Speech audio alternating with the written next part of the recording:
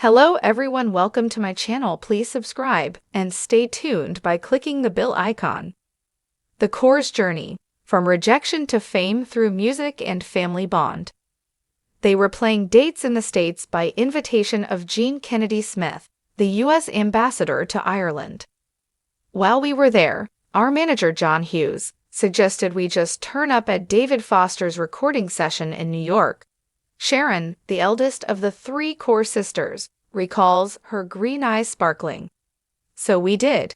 We pitched up and said, "We're here to see David Foster." The receptionist presumed we had a meeting. Producer and music executive Foster was impressed by the band's chutzpah and blown away by their enchanting blend of traditional Irish folk and pop sensibilities. We went to the studio upstairs, got around the piano, and did a couple of songs for him.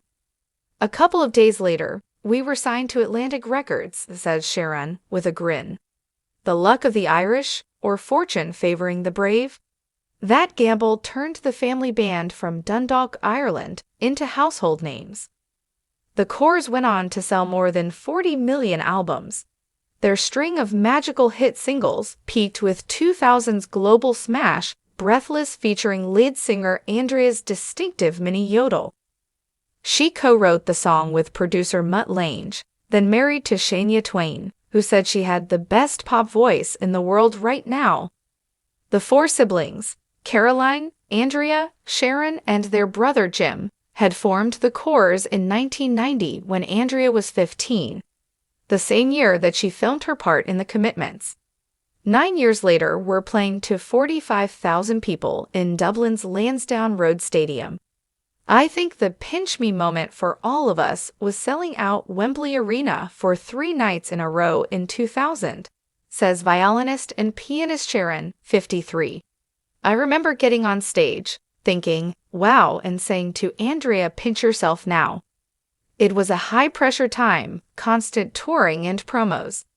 I think our greatest success is that we all still talk to each other. It's a difficult thing to achieve, especially when you're younger and there's a family pecking order. The key is to respect each other's differences and not expect to agree on everything. By the time they hit the pause button on their career in 2006, they performed for Her Majesty the Queen and Nelson Mandela, and been awarded MBEs for their charity work. Drummer Caroline, 50, recalls hearing their 1998 hit Dreams on Radio 1 in the back of a London taxi and thinking, that's cool, that's us. A couple of months later, we played with the Rolling Stones in front of 90,000 people in Germany, so many special moments. It was a whirlwind, says Andrea, 49. When you're in it, it's hard to see anything. It's like a speeding train. Looking back, it was extraordinary. Just non-stop amazing experiences. At one point, they played 4 continents in 3 weeks. They toured America with the Stones and U2. Bono said the Corrs could drink Oasis under the table.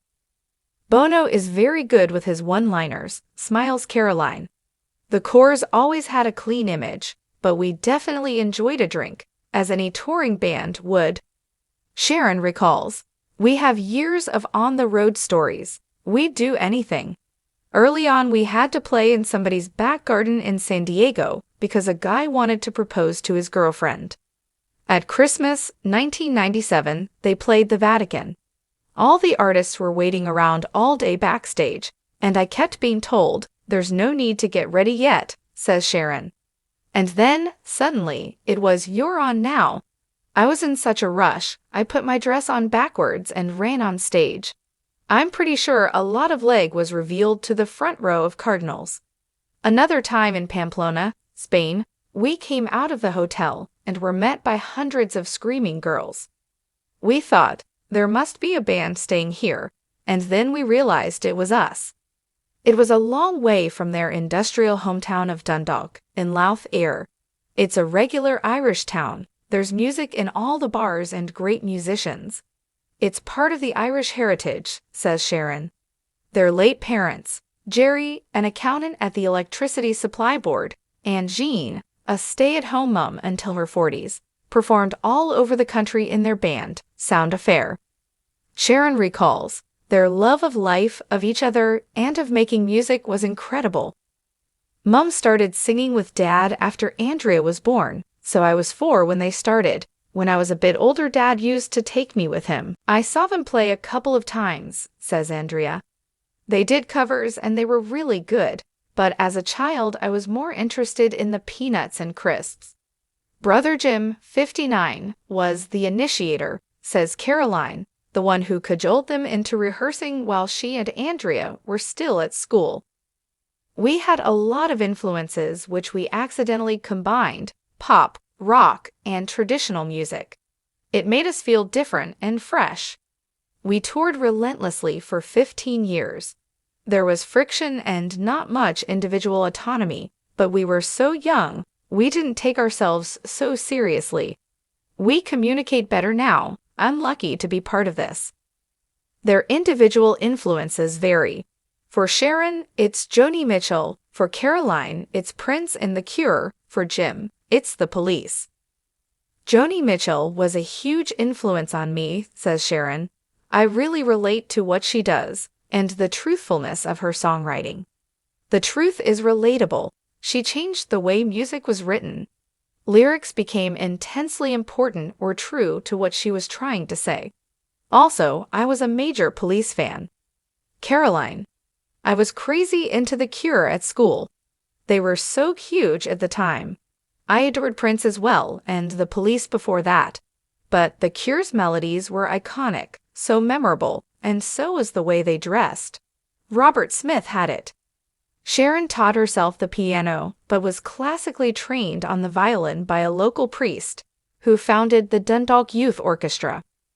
Their first hit, Runaway, from their multi-platinum debut album, Forgiven, Not Forgotten, was entirely unexpected. It wasn't intended to be on the album until David Foster heard us play it and said it had to be, says Sharon. The audience response when we did it live was gigantic. They'd sing it word for word. It made you well up. As their fame soared, raven-haired Andrea was dubbed the most beautiful woman in the world, a slur, surely on her equally photogenic sisters.